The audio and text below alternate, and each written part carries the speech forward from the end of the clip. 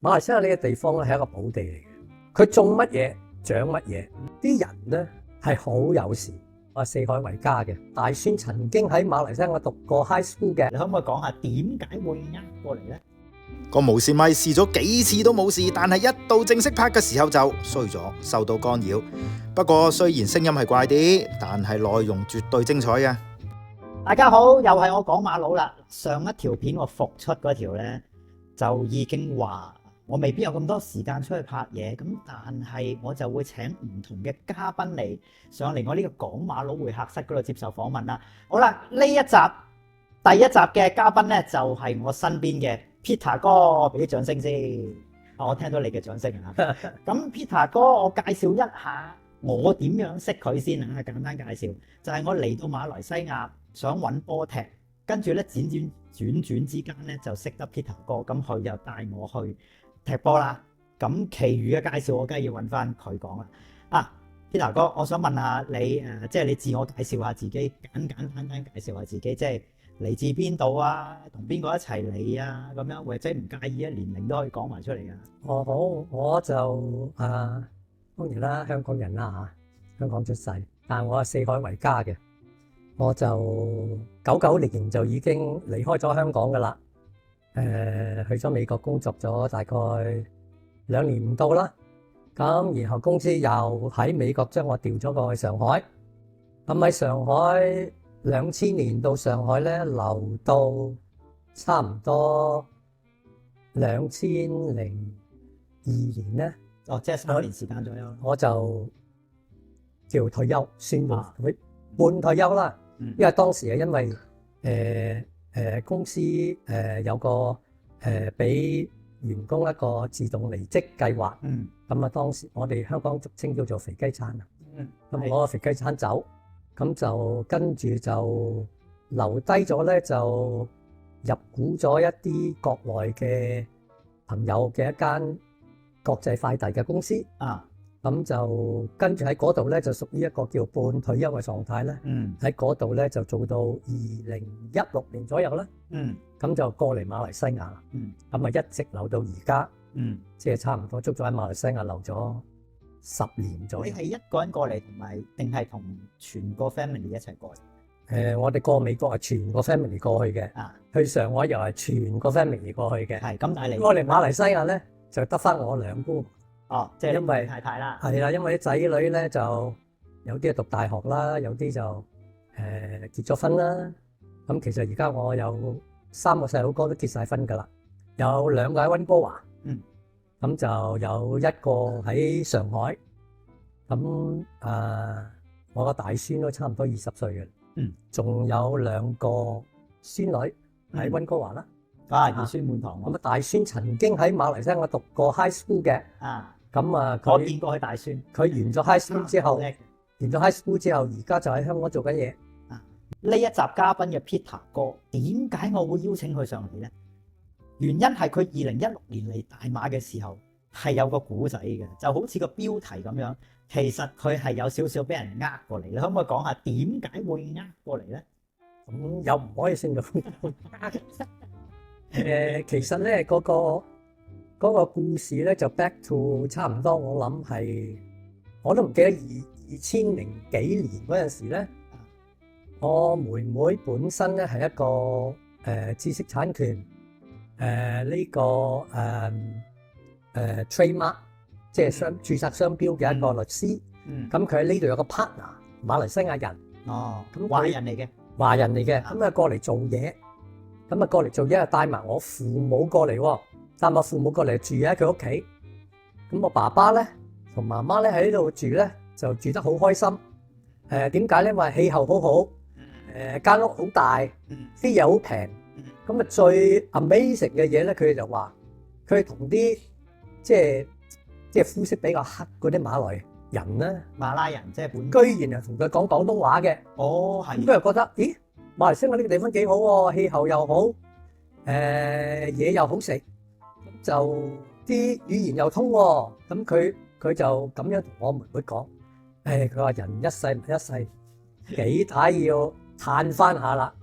咁當時我妹妹咧就喺Mount Kiara 中文叫滿家樂啦，啊，就即時就落訂買咗一個單位，即係你阿妹係第一次嚟，都唔係第一次嚟，佢都唔嚟過㗎啦。係第一次，即係嚟過，係啦跟住翻去香港諗下都 OK 啦，父母又中意啦，所以就翻過嚟 Monticello 嗰度。佢唔係翻過嚟買，佢係當時已經係決定買啦，因為爸爸媽媽係想喺度住下，佢話想喺度享受下。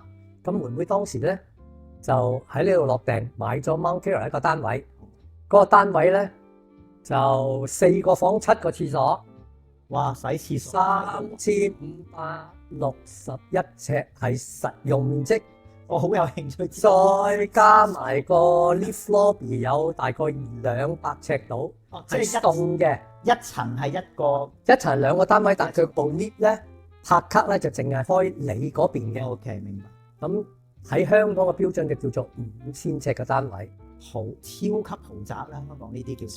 超級豪宅。咁賣幾多錢啊？講唔講？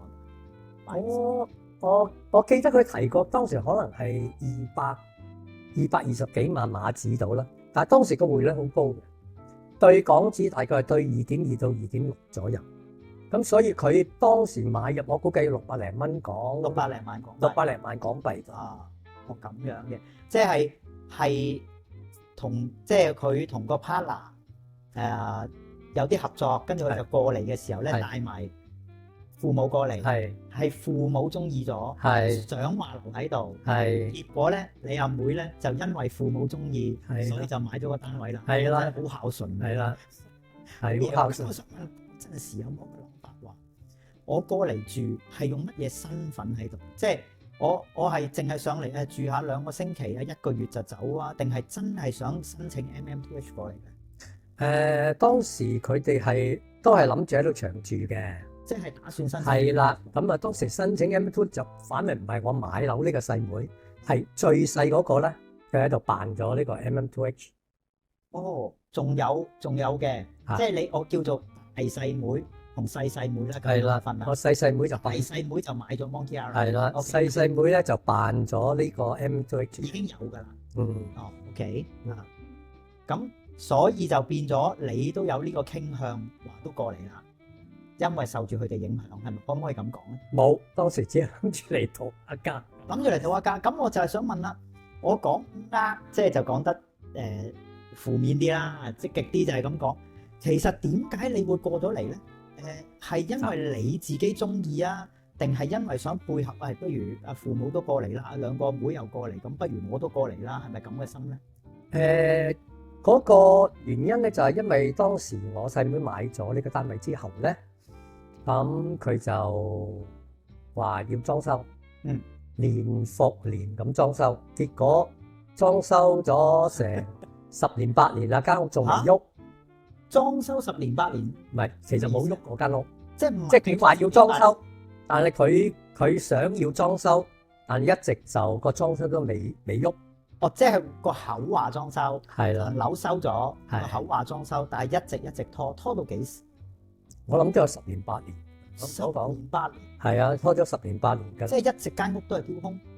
係啊，吓？咁得意，我理解唔到喎。係啊，我都理解。佢哋話，因為你頭先講話係爸爸媽媽中意啊嘛。係啊。咁佢呢個丟空嘅期間，有冇過嚟喺間屋嗰度住？冇，住唔到人嘅當時係。我真係有啲唔係好明，所以係住唔到人嘅。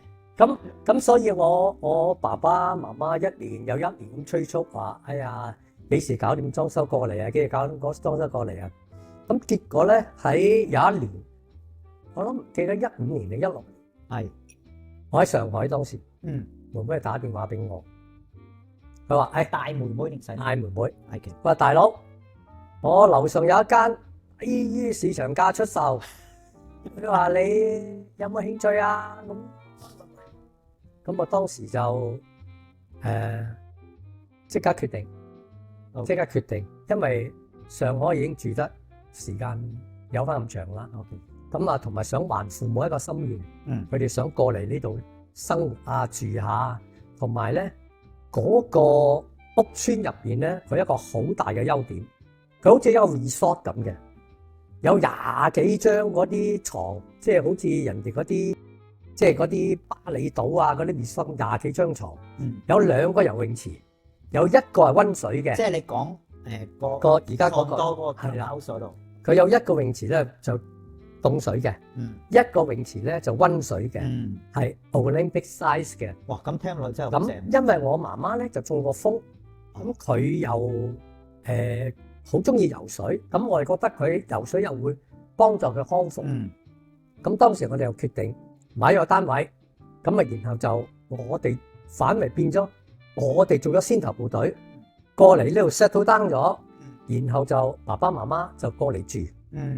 即係你做爛頭卒先啦，我做搞掂晒啲嘢，甚至嗰時有冇計劃話幫大妹嗰個單位都搞埋佢個裝修，跟住就方便？冇咁喐，因為嗰個單位佢噶嘛，咁我淨係喐咗我自己個單位咯。即係我嗰個單位基本上已經係可以接近拎包入住嘅。OK 咁我就當時將成個上海嘅所有 personal belonging 包括家具咧，一個40尺貨櫃運咗過嚟，劈晒過嚟。嗰陣時係唔好意思係2016，差唔多16年，差唔多16年。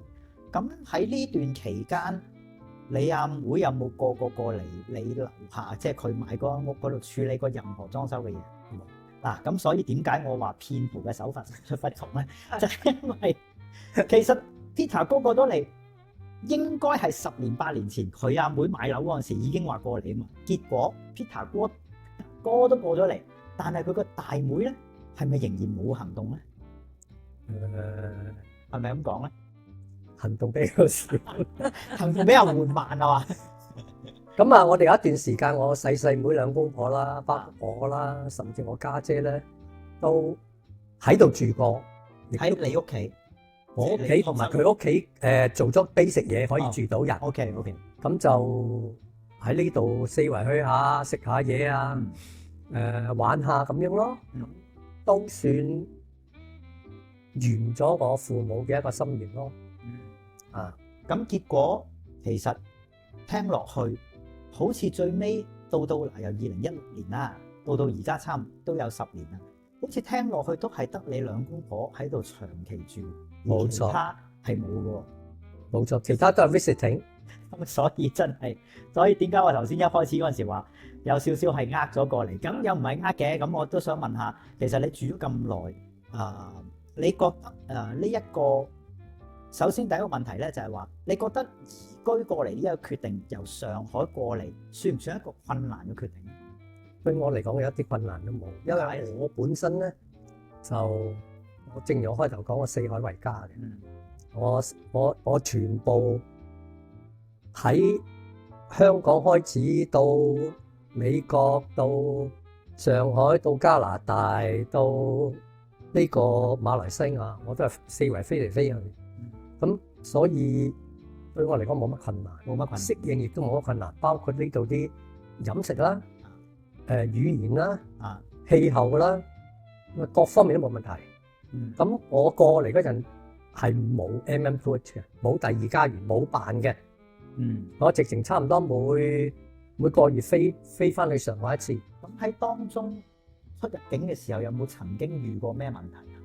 有，因為出入得咁密嘅時候，有啊，開始出現問題啦。點樣啊？有冇大概話記唔記得去到第幾次嘅時候，有 immigration 留難？我諗5、6次到啦，5、6次。點樣啊？你係入境嘅時候去問你？入境咯，就跟住叫你入房啦。入房咧就其實都唔到佢問咗你問題，佢都唔會為難你。但最大問題你等候，一入房咧可能要等幾個鐘嘅，2個鐘、3個鐘都有嘅。咁啊，係咪都客氣對待㗎？根本就完全冇 question 睇完你嘅得㗎啦。咁樣係唯一我太太出問題嘅。點樣咧？叫佢即時出境。即時喎？即時出境。即係機場都冇得開機場。佢叫即時出境，就下班機走啦。咁後來傾得兩傾咧，就話好啦，你俾你1個禮拜，你出境啦，再睇下以後點樣辦啦。試過一次。咩年份啊？記得咯，可能咁18之前，可能18、19喺 Covid 前嘅。咁就係因為發生過呢啲咁嘅事件咧，咁我哋就決定辦 MM2 咯。嗯咁但係因為之前我細妹就自己辦嘅，咁到我哋兩公婆咧，揾 agent，又係自己辦，我都係自己。我哋冇經過 agent 嘅。咁麻煩少少，但冇乜問題，唔係咁難嘅。只不過就話好多香港人第一懶啦，第二可能有錢啦，或者覺得好困難啦。但我覺得就冇乜難度，你揸住張 checklist，然後因為好多嘢其實都係，就算你經 agent，好多係你自己做㗎。咩收入證明啊，做呢樣做嗰樣，其實都係你自己去做嘅。你只話提供嗰啲嘢啫嘛。咁所以我哋冇俾 agent 賺過錢。我就同 Peter 哥一樣，都係自己搞掂。咁我就冇佢移居去其他地方咁有經驗啦。我係第一次就移居就係嚟馬來西亞啦。咁不過我都係同意 Peter 哥咁講，喺嗰陣時嗰一刻我都覺得一來就為慳錢啦，嗰陣時嘅手續費係要1萬溝；二來咧我都覺得睇落去都唔係好難啫，好似真係唔難。咁不過照單執藥係啦，不過而家就唔同咗啦，而家一定而家係硬性規定。咁我又想問下啦，你嚟到馬來西亞住啦，有冇啲嘢係令你喺嚟之前同嚟之後有冇啲諗法係點講咧？係即係譬如假設啊，嚟之前咧，你會覺得呢個地方可能係比較落後啊，或者比較污糟啊，或者周圍都係講英文啦，而嚟到之後係改觀咗嘅咧，即係有冇呢一啲反差？嚟之前係一個諗法，嚟到之後有第二個諗法。基本上冇嘅。好多年前，好多年前，唔知20幾30年前就曾經參加旅行團嚟過馬來西亞嘅。咁同我今次移民過嚟咧，基本上都差別都唔係好大，好似冇乜太大個發展。但係應該爭好多年嘅喎，如果你係爭咗好多年咯，但係冇乜太大變化嘅，係多咗幾棟高樓大廈。當時嚟嗰陣時，淨係有雙子塔啫嘛。而家嗰啲咩 TRX 嗰啲仲未有㗎。不過真係講真，我係嚟到咧，我發現近呢5年左右咧，係真係好快。冇錯。哇！啲嘢變得好近呢5年快咗啦，真係近呢5年快咗。係啊，真係快得好快。但係我幾十年前、20-30年前同我10年前嚟，我又覺得唔係好大差別，唔係好大差別。有冇啲嘢係你覺得嗱頭先我就聽你講啦，話都冇乜嘢啊，都適應嘅。有冇一啲係真係覺得我真係睇得都麻麻地，唔係好適應，或者唔係一定係生活上嘅，譬如你朋友或者政府部門咁樣先算啦。有冇一啲嘢係覺得同你過往嘅諗法有啲唔同，或者同我過往嘅做法有啲唔同，嚟到咁嘅？基本上冇，除咗同政府部門打交道真係冇乜問題。有冇啲經驗分享下？即係好大問題。好大問題就我搞車牌咯。係點樣咧？因為我搞車牌去一個地方搞車牌咧，就因為嗰條路段嘅關係啦，同埋嗰個時間嘅關係咧，通常咧就好鬼塞車。咁但係呢個馬來西亞辦事咧，就唔係你一次搞得掂嘅，可能分4-5次嘅。咁搞嗰個車牌咧，我其實跟我一個香港另外一個朋友，整個流程係冇差別嘅。佢係早我1個禮拜申請，我就遲佢1個禮拜申請，佢就搞掂咗個車牌。到我咧行到最後一步啦，走到 counter 準備俾錢攞車牌嗰陣，佢話要我去上 course。咩 course 啊？上一個嗰啲即係點樣講啊？可能呢度啲 regulation 啊乜，仲要考試。咁幾多錢？我諗都可能要1000幾2000蚊個 ring 嘅。哇 ！OK，當時我就好興啦，因為明1個禮拜前嗰個朋友係冇呢樣嘢噶嘛。即係政府部門嗰啲嘢咧，就唔係話好似我哋拍個 YouTube 嗱，你跟住咁嘅流程走，你就搞掂啲嘢啦。原來佢可以搞掂，你唔一定可以搞掂嘅。即係嗰一段 YouTube 係啦，第2日或者下個星期係啦，就已經唔同咗，已經冇用噶啦。嗰段 YouTube 已經係成為咁，我結果搞唔掂啦。咁結果我最後都係決定聽你嘅建議，攞個國際牌，喺度揸，冇問題。我喺度揸咁耐，都係用國際，就算過咗期國際牌，我都咁啱。嗱，呢一個我可以回應少少呢一個經驗。有一次我喺機場 KLIA1，我就俾個馬達俾個警察截住咗，因為我阿仔考咗個牌，佢要黐個 P 牌啊嘛，而 P 牌喺私家車上面應該要大過啲嘅，但係我就揾唔到黐去外邊大過嗰啲，我黐咗喺入邊，因為我黐咗嗰啲鏡子咧睇唔到嘛，我就揾個細啲嘅，就俾電單車嗰啲黐咗落去。咁佢就過嚟問我啊，咁樣唔得嘅喎。咁順便咧傾咗嘅時候，咁我解釋咗俾佢聽啦，其實入邊有嘅，咁佢望咗，咁佢知道啦。咁主要個重點唔喺呢度，個重點係佢查咗我嗰個國際牌，佢又見到我 MM2H，佢就問我點解唔攞 local license？ 嗰個警察好好傾嘅，好得意，冇嘢嘅，其實佢真係完全冇嘢。你好在，三柴嚟嘅，你好在，我撞嗰啲有嘢嘅。跟住我答佢，我話我有朋友試過，我講翻你嗰個經驗，我有朋友試過咁，即係將你頭先嗰句，佢冇話唔得之餘，佢仲話係啊，我明白。呢個真係好，佢仲陰嘴喺度笑，我明白係咁嘅，咁樣即係大概嘅意思係，所以就係咁咯，即係佢本地嘅馬來嘅朋友，佢自己都好明白佢哋政府係點樣做嘢，因為佢哋做啲嘢咧就唔係一個地方搞掂嘅，好似我初初搞 MM2H 啊，攞呢個 paper， 攞嗰個 paper， 哇走好多地方嘅，所以你同政府打交道呢度咧，你就好辛苦嘅，所以點解呢度會啲 agent 仲有餐飯食咧？就因為佢哋比較熟習點樣去處理啲嘢。我哋自己搞咧，譬如經 agent 你使1萬，我哋自己搞可能使1000咯。咁你講你值唔值咯？我覺得係值㗎。就算好多本地人同我講都話，你唔好自己搞啦，你揾運啦。係啊，有好多做生意嘅都話，本地喺呢度出世，識晒呢度所有嘅嘢。咩語文都識，馬來文都識，佢都話你揾運啦，佢係從我咁樣講，你唔好搞咁多嘢啦。咁我就聽咗大家嘅意見，我都係揾運啦搞掂。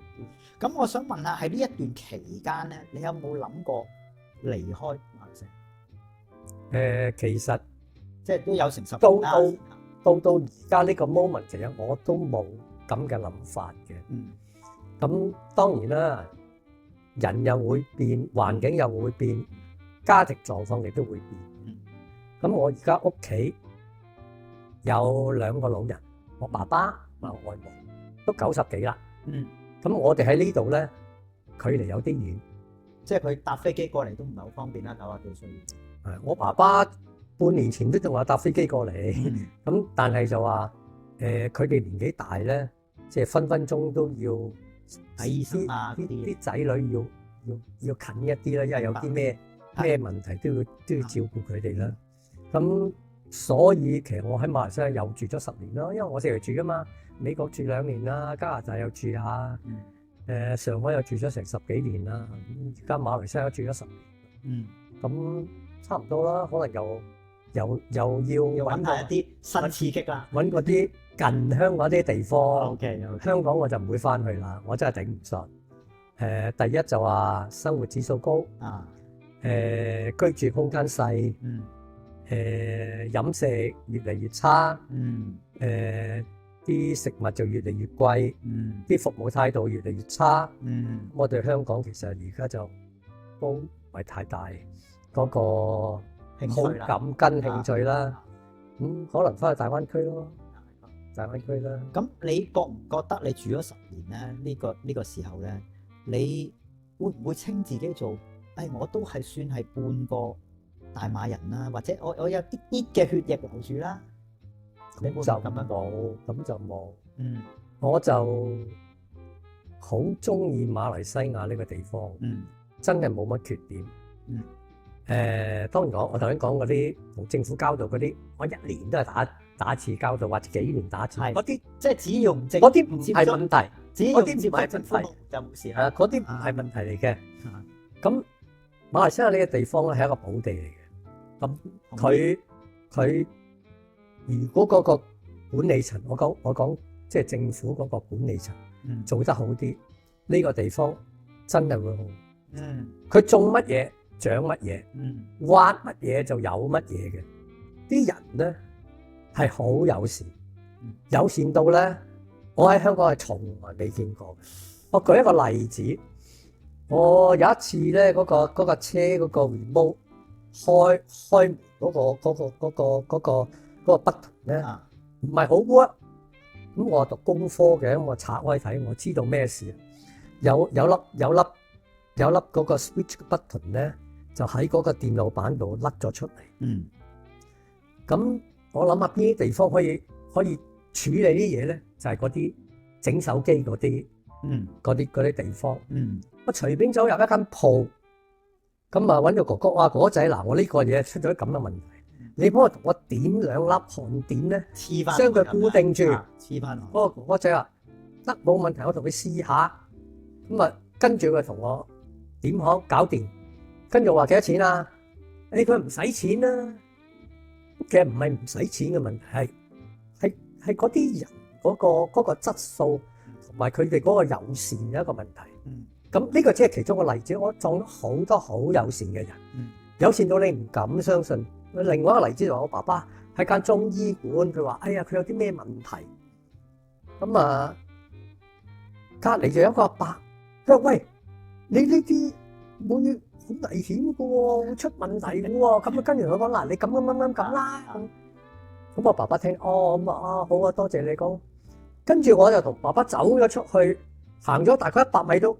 嗰個老伯又走出嚟，又苦口婆心再同佢：喂，你一定要咁啊！你聽我要咁做啊！即係好緊張嘅情況，好緊張，係3唔識7嘅，喺間即係中醫館出嚟，即係呢度啲人我見到好多，我當然唔敢講話，所有馬來西亞人特別係華人都係好友善，但係我覺得佢哋大部分人都係咁，我都同意，所以我係非常之中意呢個地方，非常之中意呢度啲人。係確實呢一個嘅文化同氛圍咧，都係我嚟到最大。即係如果有一日啊，就正如阿 Peter 哥講話，即係人會改變噶嘛。如果某一天我真係需要選擇離開馬來西亞嘅時候咧，我諗我最唔捨得第一樣嘢一定係人情。係啊，肯定係好有人情。係啊，真係呢個肯定係我最擺到最高嘅天花板㗎啦，擺到係啊，最唔捨得一樣嘢。因為就正如頭先 Peter 哥咁講，係會有好多事，唔係一定係好大件事嚟嘅，即係就係咁樣一粒啊一粒嘢一件事，一個鋪頭走出嚟嘅銀膏同你講一啲嘢嘅時候，你都會感受嘅，即係你未必會喺我哋嘅香港嘅原居地咧咁容易接觸到，真係唔會。未見過香港會有嘅，不過太難啦，我覺得係會太難，係因為整個社會嘅氣氛嘅文化都有少少唔同。好啦，咁啊，最後一條問題啦，未來有咩打算？未來嘅打算咧，如果聽咁樣講，你個 MM2H 應該就嚟到期。MM2H 到期都仲有幾年嘅。哦，原來仲有幾年。咁未來咧就我嘅計劃就可能會係咁。而家我個主要居住地係喺馬來西亞，當係 base 咁樣啦。未來咧主要居住地咧，我可能擺喺大灣區。真係唔好意思啊！到最尾咧，干擾太嚴重嘅時候，連個聲音都冇埋。咁 Peter 哥嘅意思就係話佢嚟緊係會喺馬來西亞同大灣區兩邊走啦。咁啊，多謝晒大家收睇呢集啦，下次會拍得好啲噶啦，多謝大家，拜拜。